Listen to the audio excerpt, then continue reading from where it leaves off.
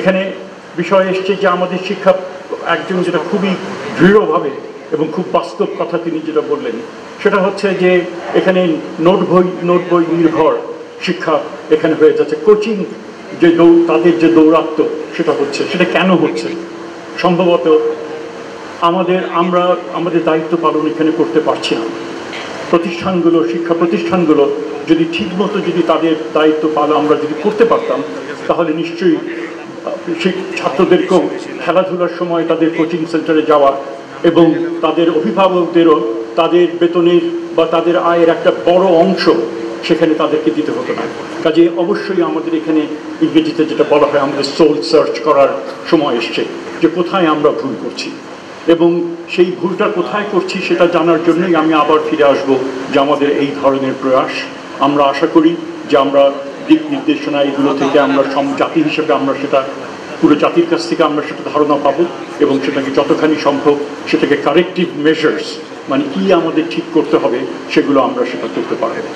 এখানে অন্যান্য আরও বেশ কিছু বিষয় রয়েছে যেটা খুব প্রসঙ্গক্রমে যেটা আলোচনার মধ্যে এসছে যে আমরা একেবারে সয়লাভ করে দিলাম, হ্যাঁ, এই প্লাস এবং গোল্ডেন জিপিএ ইত্যাদি ইত্যাদি, কিন্তু সেখানে 90% যদি ফেল করে ঢাকা বিশ্ববিদ্যালয়ের অ্যাডমিশন টেস্টে, তাহলে তার প্রয়োজনটা কী?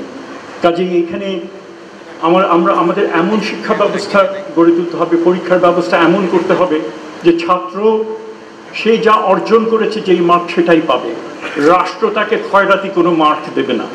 আমরা ওই চিপ পপুলারিটি নেবার জন্য আমরা সেটা করবো না। কাজেই মানসিকভাবে আমরা এখন যখন এসএসসি পরীক্ষা শেষ হয়েছে, এইচএসসি পরীক্ষার সামনে শুরু হবে, এসএসসির পরীক্ষার রেজাল্ট যখন আসবেন তখন আপনাদের কাছে বিনীত অনুরোধ, আপনারা ওই মাপকাঠিতে বিচার করবেন না কত পার্সেন্ট জিপিএ গোল্ডেন জিপিএ পেয়েছে।